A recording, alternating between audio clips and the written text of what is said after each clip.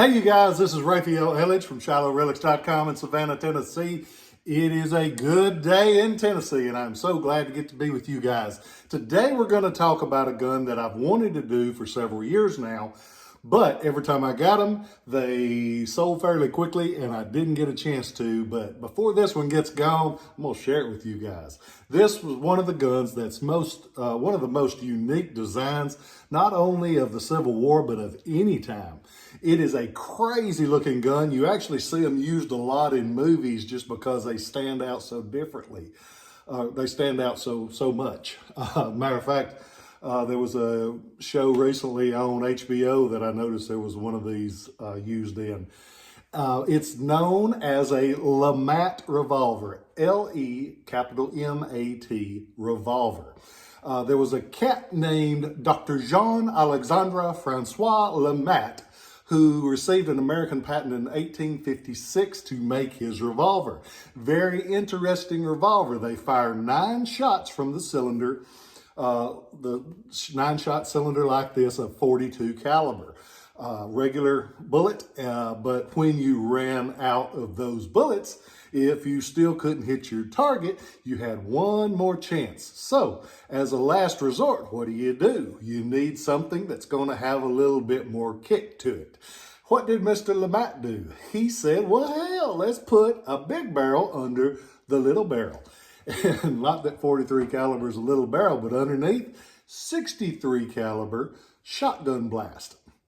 Yep, you heard me right. 63 caliber. That big barrel underneath was designed to fire 63 caliber shotgun blast. How did they make that happen? Because with the way it is a percussion gun, it has the 9 percussion caps on those cylinders like this. But when you get ready, you take the gun. When you cock it back, there is a striker that flips down on the hammer. You flip that down like that, and it allows it to hit that 10th percussion cap. The 10th percussion cap is in the frame like this. And so when you drop that hammer, it hits that, fires a shotgun blast. Can you imagine the kick that thing would have? I believe a kick like a mule would be the phrase. And this one, fully functional, has matching serial numbers. And it's important on these guns because these guns, they only made about 2,900 of them, and they're a progression. You see a lot of variations as far as there'll be variations of the trigger guard. There'll be variations of the markings, especially on the top of the barrel. This one you notice has the Paris marking, the real fancy Paris marking. There's basically 3 different models of these, some sub versions all crammed in there. The first one was made in, actually the patent model was made by Crider in Philadelphia. They say they only made 25 of those, 5 of them are existing. The first major production though was done in Liege, Belgium. They made 450 of them, serial numbered 1 to 450 in Liege. They moved production after that to Paris, France, which is where this one's made. The serial numbers on those will show up 451 to about 2,500. The last versions were made in London, England. So it was a progression of those 3. This one is what you know as a second model. One of the quick ways there's 2 ways that you can quickly tell a second model from a first model. And there are transition models with traits of a little bit of both. But the earlier models have the loading assembly on the right-hand side. The first model is on the right-hand side. This gun has it on the left-hand side. And all that holds that in place is 1 screw, so that gets lost almost immediately.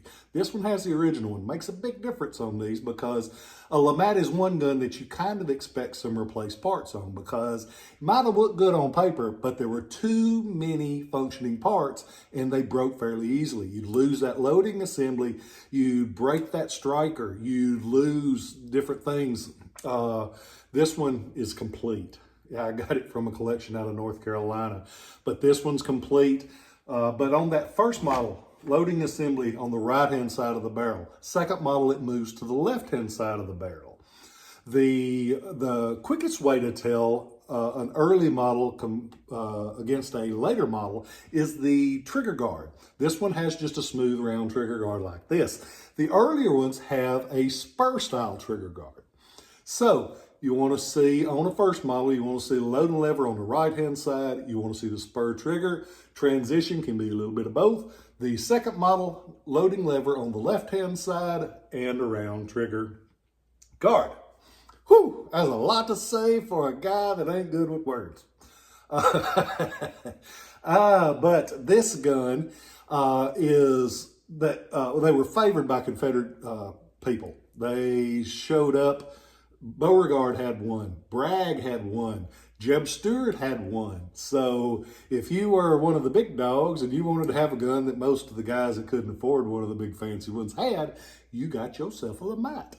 And they're still expensive today. There you ain't gonna find one cheap. If you find one cheap, you better run like hell, because it probably ain't right.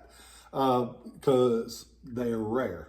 And they do have a large survival rate. I was surprised when I was on Antiques Roadshow for 19 years.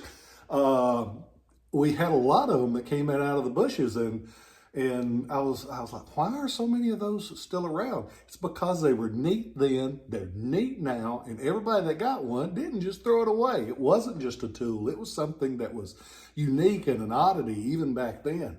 So of that 2,900, there are still quite a few of them surviving because they're neat. And every collector that I know would like to have one. I've been fortunate enough to have a few of them over the years and have enjoyed every one of them. Matter of fact, the first one I bought, would have been 94, 95.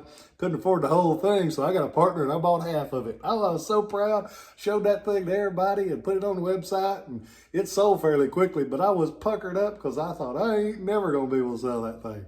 But LeMats are wonderful. If you get a chance to do a little studying on them, it's a great gun. It's a neat gun.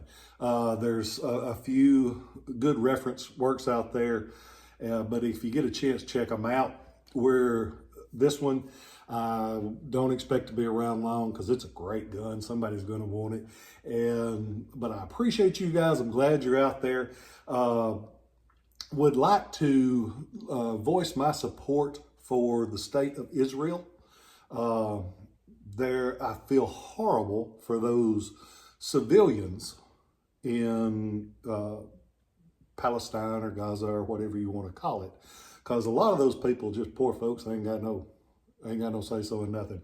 But I support Israel. They have had a rough time, and there's a lot. If you notice, a lot of those people that are saying those anti-Semitic things and being horrible in so many ways are a lot of the same people that want to get rid of American history as well. They don't want anything but their opinion forced upon people.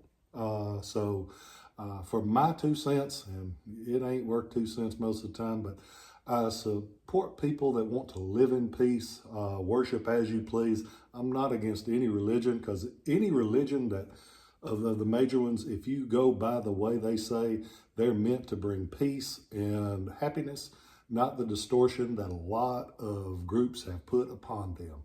Because some of the worst people I've ever seen can be Christians. Some of the people I've worst ever seen can be Muslim. And it doesn't, I'm for good people, and you got to make a decision sometime. Is this world here for good people or people that don't want good things for others?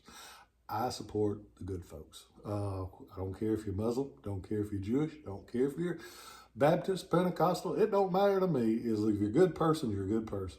I hope you guys are well. Thank you for sharing your time with me. I'll see you next time on ShilohRelics.com on YouTube.